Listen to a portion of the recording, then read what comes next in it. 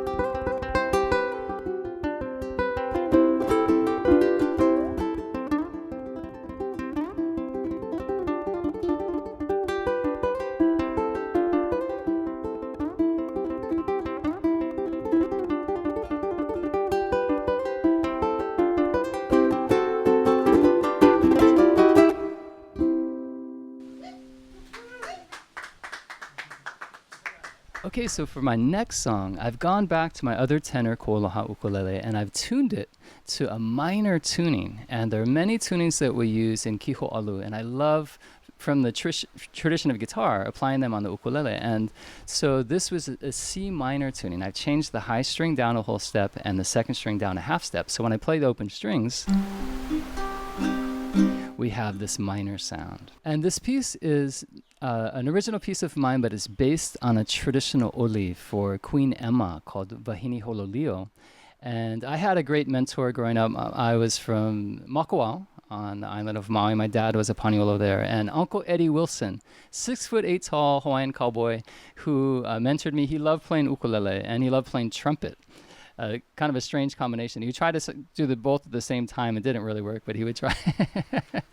But I remember him, riding with his ukulele and his guitar all over the Haleakala Mountain and going to the backside of the island to an area called Kaupo. And we go on these fishing trips, slide bait for ulua from the sea cliffs. And I wrote this piece in his honor, thinking of Uncle Eddie, and I call it Paniolo Soul.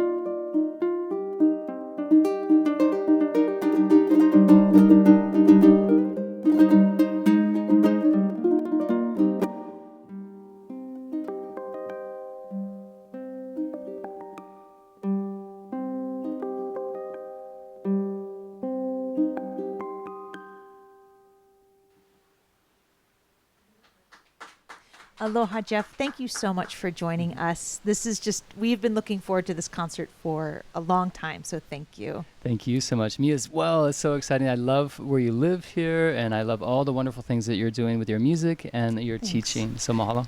Now, for those that don't know you, you had mentioned in the song before this that you grew up in Maui on a ranch. Yes. I grew up on the Haleakala Ranch on the island of Maui. My dad, he grew up actually here in Manoa, but he moved first to Big Island to Kahua Ranch. He trained there, And then he went to Ulupalakua Ranch on Maui, and then in Makawao and Haleakala. So yeah, I grew up right in the pasture lands of country. Wow. Now, growing up there, how do you think that actually affected like your music and the kinds of music that you decided to play?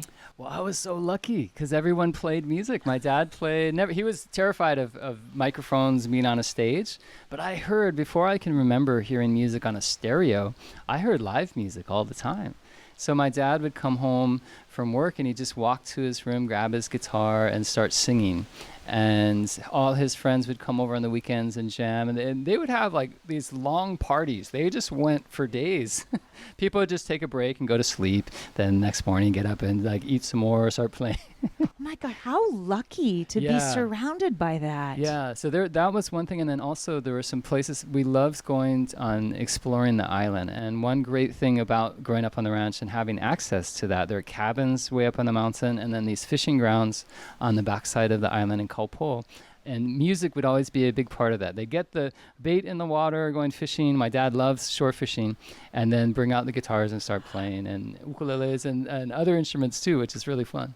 Wow, that's amazing. Now, you had said that your mentor had you actually learning 3 instruments at once, right? Yeah. So my dad taught me a little bit, but he just loved playing. But the first real teacher I had, Eddie Wilson, he was a great ukulele player, real virtuoso ukulele player and a great rhythm guitar player, but he also loved playing the trumpet.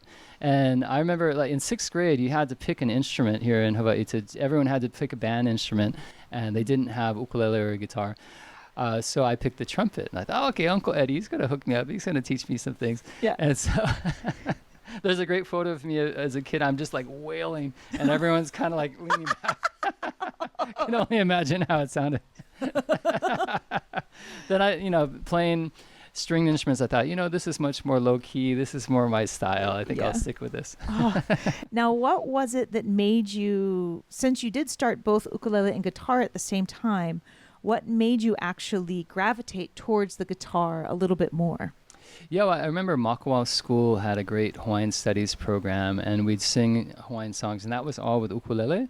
And Bla Pahinui from the Pahinui family used to volunteer, and he'd go after school and he would teach. And so I took this ukulele class with him, so I got really fascinated by that. But as I got a little bit older, like most teenagers, I heard Eddie Van Halen and Stevie Ray Vaughan, and I got like down that path. And so I got an electric guitar, and my poor ukulele was very neglected at that point. Oh no! And even the slack key, because my dad played Hawaiian music. He liked some like James Taylor and music, singer-songwriter sort of things, but he sang Hawaiian songs. But I went off like most kids in other directions. I started getting into rock bands. Then there was an ukulele magazine back then. There was Guitar Player magazine and all these guitar magazines. Yeah. And so I learned a lot from those. And those kind of steered me into different directions, getting into jazz and then, Joe Pass, and then into fusion, more bringing rock and jazz together. And then I found that I could actually go to college and study this. So nice. I went to USC, and that was all about playing guitar. Now, what brought you back to Hawaiian style music then, if you had veered from it for so long?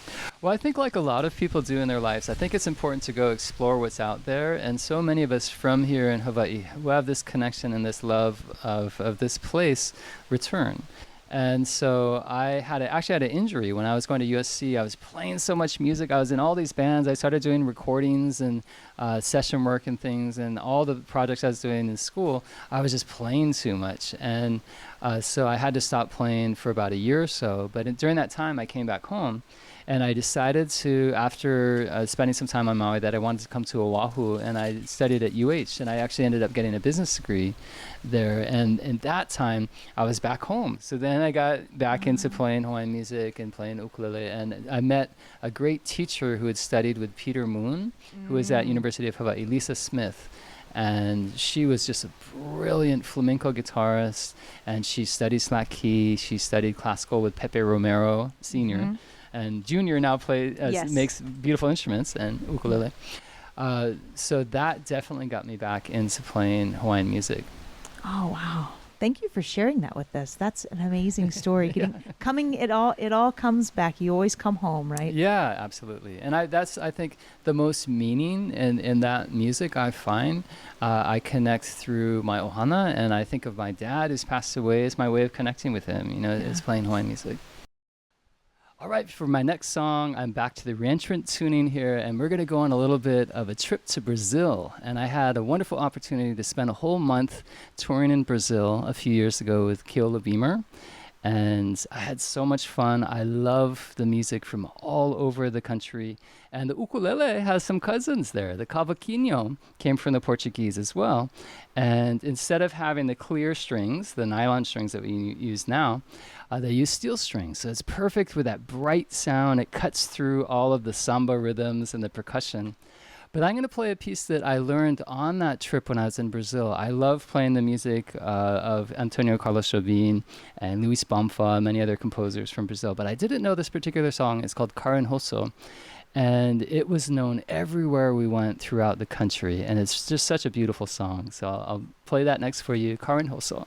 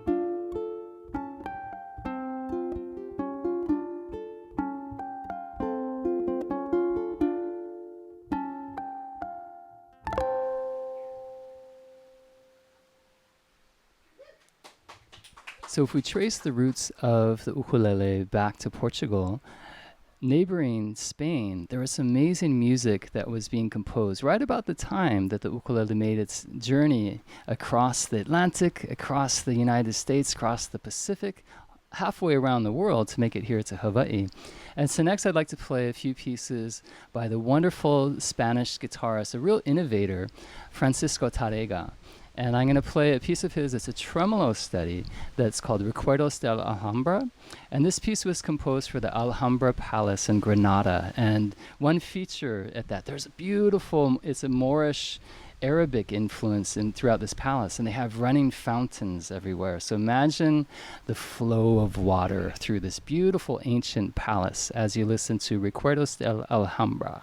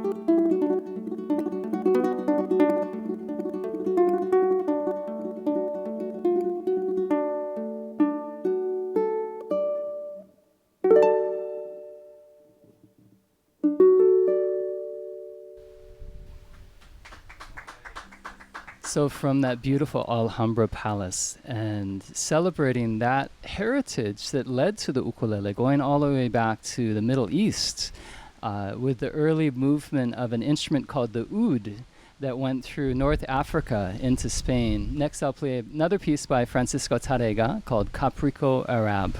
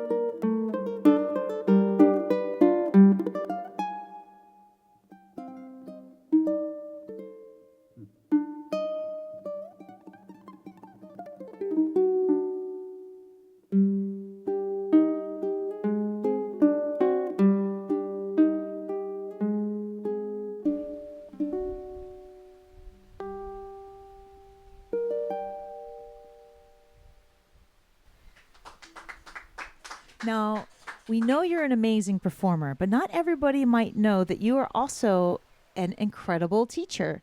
So when did you actually start teaching music?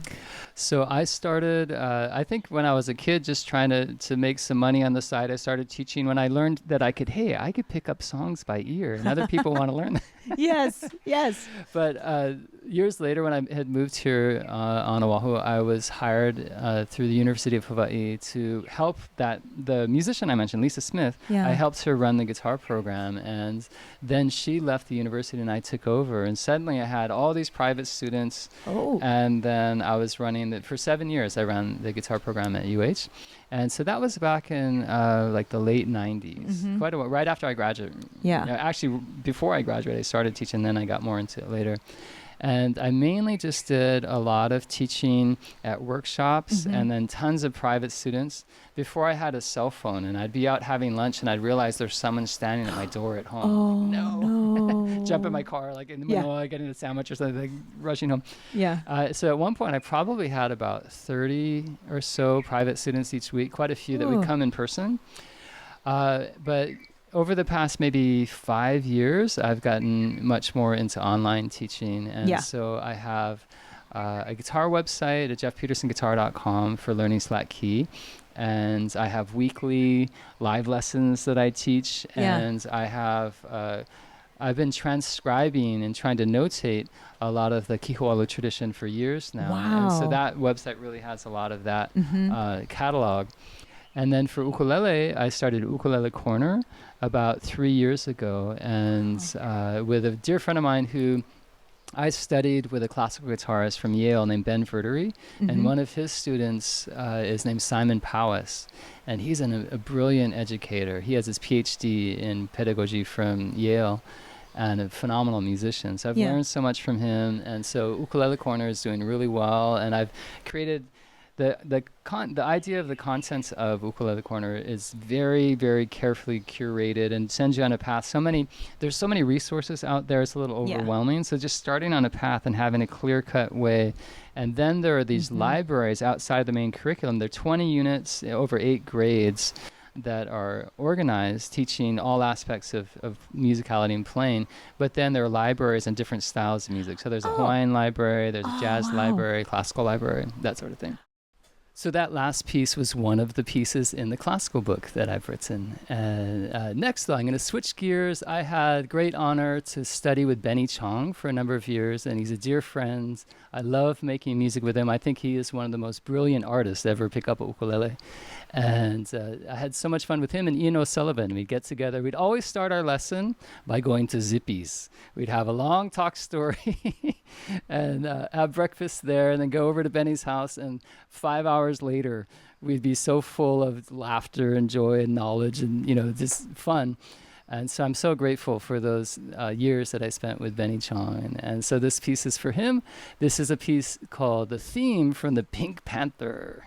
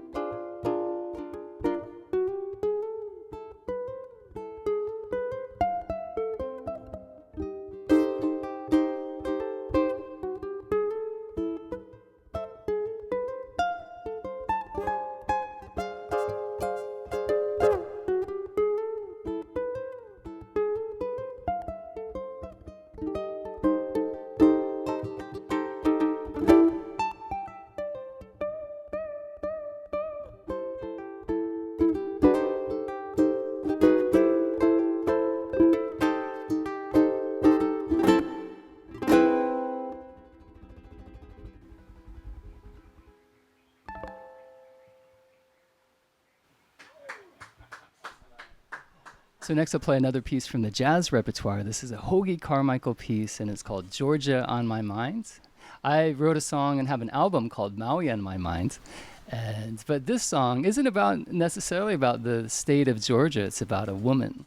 And I always think of Ray Charles with this song. So the piece Georgia on My Mind.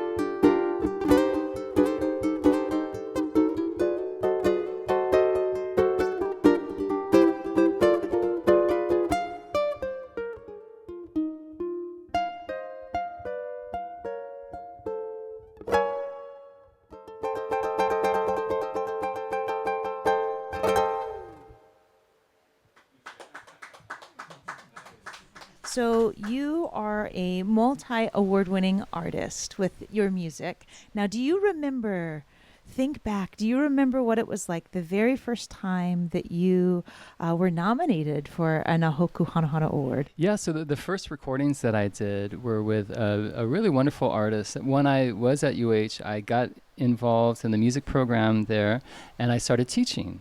I eventually ran the guitar program at University of Hawaii, and I met some amazing musicians. And so Riley Lee lives in Australia now, but he's one of the world's great artists on the Japanese bamboo flute, the shakuhachi. And it was kind of an interesting turn, a way to get into recording.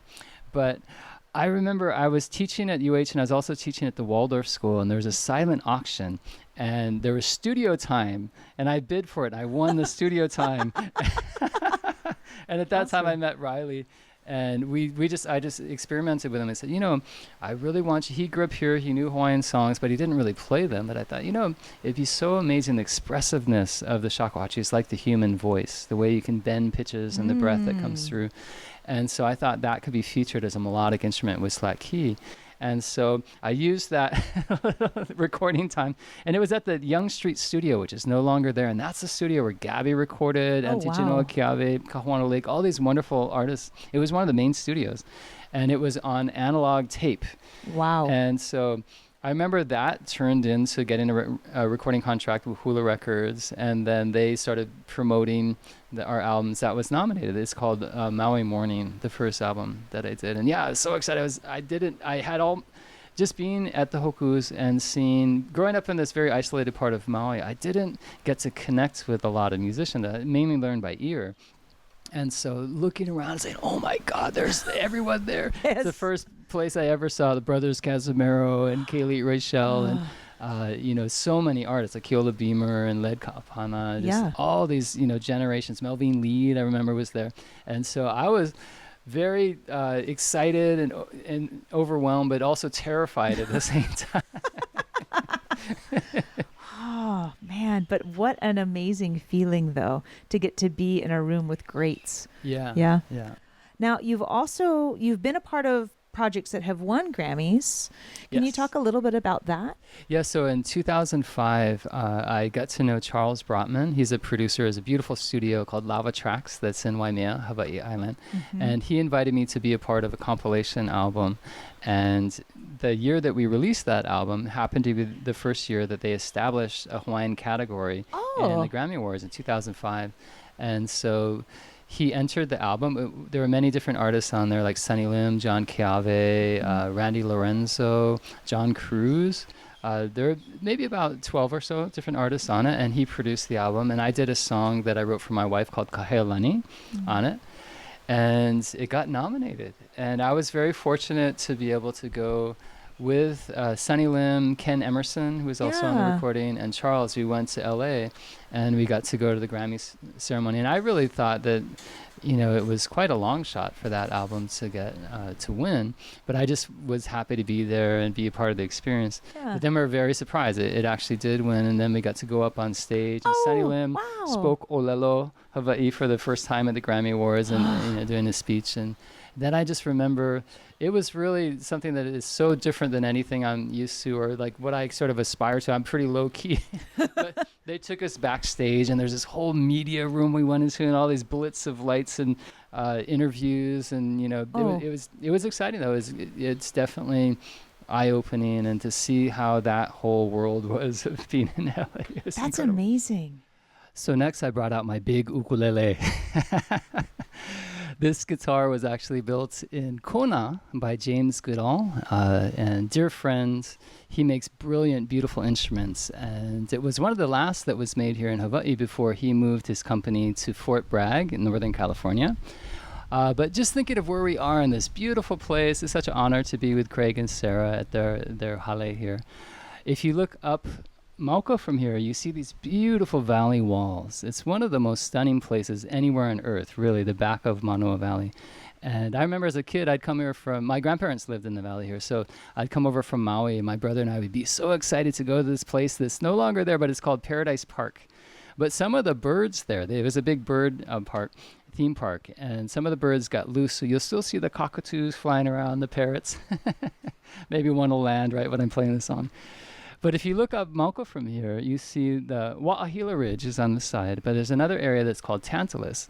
And I composed a piece there for a friend of my family that has a beautiful home there, one of my father's classmates from when he went to Punahou years ago. And this beautiful house is built into the mountainside. It's like one of those Frank Lloyd Wright houses with a river running underneath and the trees. And it looks out over the entire city. You can see all of Diamond Head. You can see all the way out towards Waianae mountain range. And my grandmother was an incredible watercolor artist, and so her artwork is hanging in that house. And so you look out and you get that view of the growing city, but then you turn back and look behind you and there's this ancient rainforest. And so this piece, Tantalus, which is from an album of mine called Oahu, sort of celebrates that unique difference that's up there in Tantalus.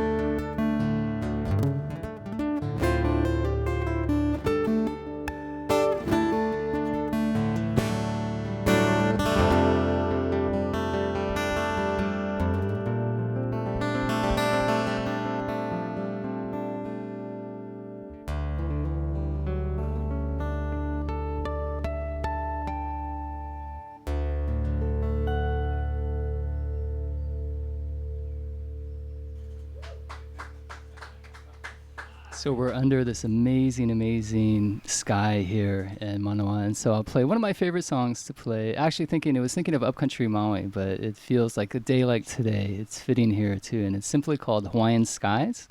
It was featured in the film The Descendants, a George Clooney film that was shot here on the island, and it's also from my album Maui in My Mind.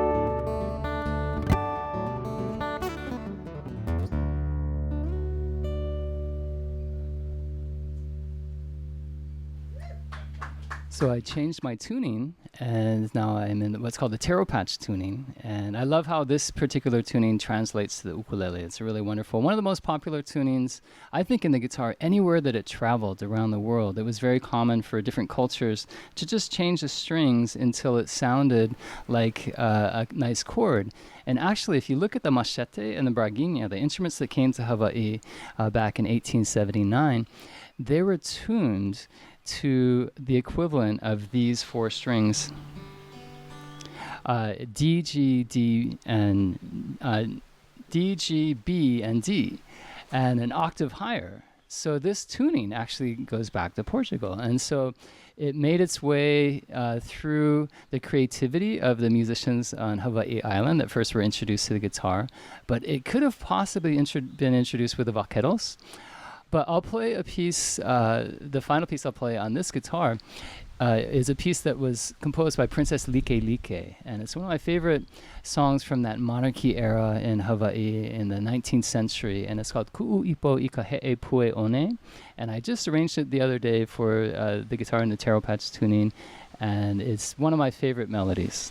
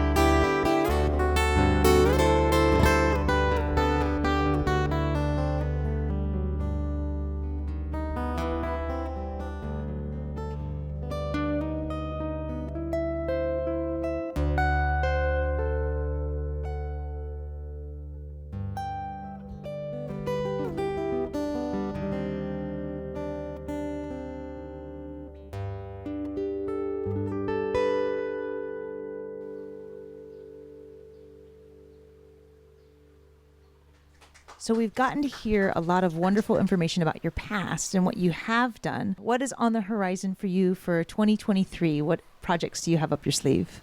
So I'm definitely working on a lot more material. I have a Hawaiian ukulele book that I've been, I have enough for about 3, but the first one is going to be coming out.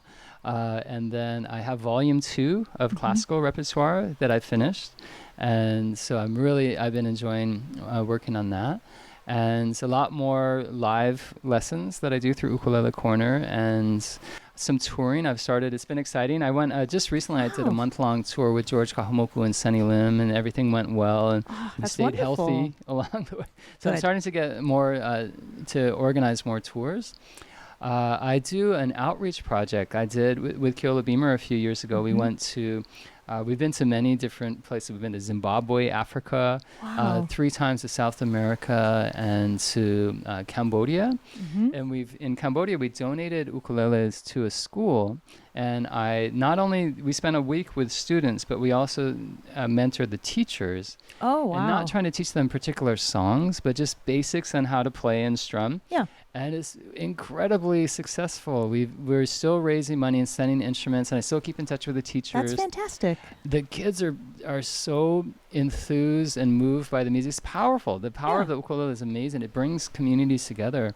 And so through the success of that program, we're trying to do more programs in different places. And so we've been invited to Bhutan, which I've never been to. Wow. And so hopefully that'll be happening in October. And so we'll have that trip. Another exciting project through Amy Hanaiali'i and Micah Kamahoali'i. This is one of his shirts. He's a great fashion designer from Kamoala, Hawaii Island. And we went to Fashion Week, where he performed, and I played with Amy doing some concerts there. He's been invited to do fashion shows and concerts in Paris, London, and Milan. Yes. So fingers crossed that we'll be able to get there, but that would probably be in the fall this year as well. Well, it sounds like you have some exciting things coming up, so congratulations. That's absolutely fantastic. Yeah, it'd be great to get out there and travel again. Yeah, I agree. Well, I've had so much fun sharing some music with you, and I'm going to play a last song here, thinking of that Monarchy era, one of the most famous songs to come out of that time that I'd like to play back on the Reentrant Tunes tenor ukulele is the song Aloha Oe. And I lived for many years here in Manoa Valley, and now I live in Keolu Hills in Kailua. And I think often as I'm driving over the pali of Liliuokalani, when she made that journey from Maunawili through a carriage, and before there were guardrails and the road was paved, pretty amazing. Imagine, I've seen photos of what it was like going the pali road back then. And old Pali Road, I like taking that little detour, when you're driving down. Instead of just zipping by with everybody speeding down the hill, just take a left and go into Nu'uanu a little bit. And I think of how she composed this song in a carriage ride after she saw friends embrace at this beautiful estate in Maunawili, the piece Aloha Oe.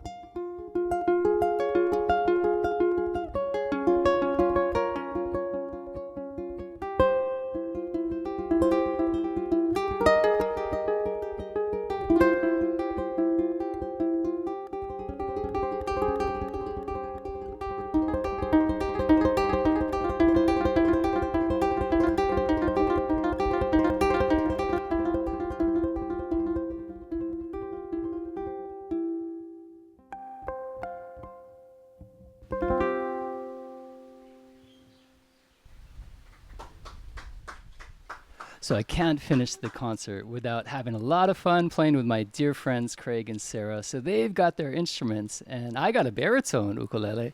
And so we're going to have some fun and play a song for you. Aloha, everybody. Jeff, thank you so much. This has really been a pleasure, and just yeah. And you might see Craig. He is a slightly different backdrop. He is manning the cameras, manning the sound, and he'll be playing bass. So that's why you see him over there. So bless you, Craig. Oh my goodness gracious. So here we go. This is one that I'm so excited that we get to perform with you. Don't get around much anymore. Missed the Saturday dance. Heard they crowded the floor. They have asked me about you. Don't get around much anymore. Thought I'd visit the club. Got as far as the door. They have asked me again about you. Don't get around much anymore. Darling, I guess my mind's more at ease, but nevertheless, why bring back old memories? Been invited on dates, might have gone, but what for? Awfully different without you. Don't get around much anymore.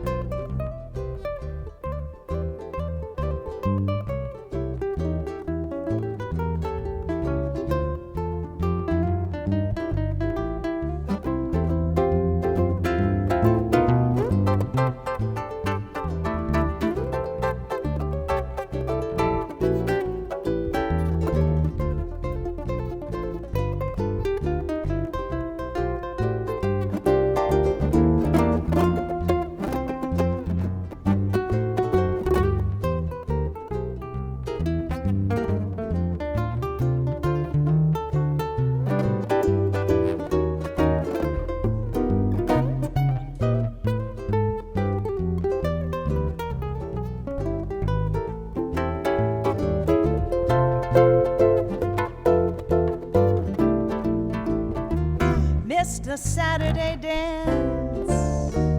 Heard they crowded the floor. They have asked me about you. Don't get around much anymore. Thought I'd visit the club. Got as far as the door. And they've asked me about you. Don't get around much anymore. But darling, I guess my mind's more at ease. But nevertheless, why bring back old memories? Been invited on dates, might have gone, but what for? Awfully different without you. Don't get around much anymore. Awfully different without you. Don't get around much anymore.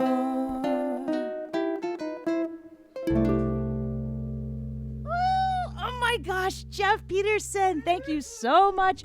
Thank you, Craig Chi on bass back there, manning everything. Thank you, Ko'aloha, of course, for being a sponsor of this concert. And thank all of you guys out there watching. We are so incredibly grateful for you guys and all of your support. Again, Jeff Peterson.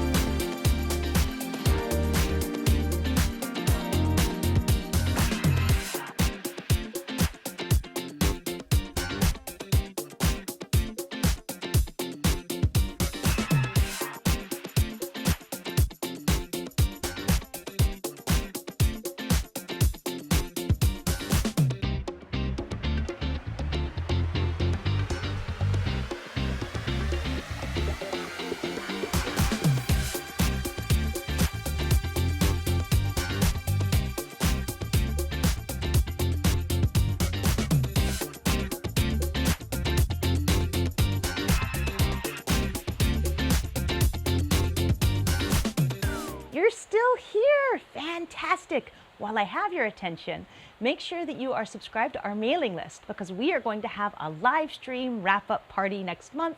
We are going to actually feature our very first artist, Mr. Herb Ota Jr. You can ask us questions about our process. We'll talk about some of the gear and what it took to really create this backyard series and how we see it moving forward. So make sure to join us and, of course, be on our mailing list so that you'll be the first to know the date as soon as it's announced.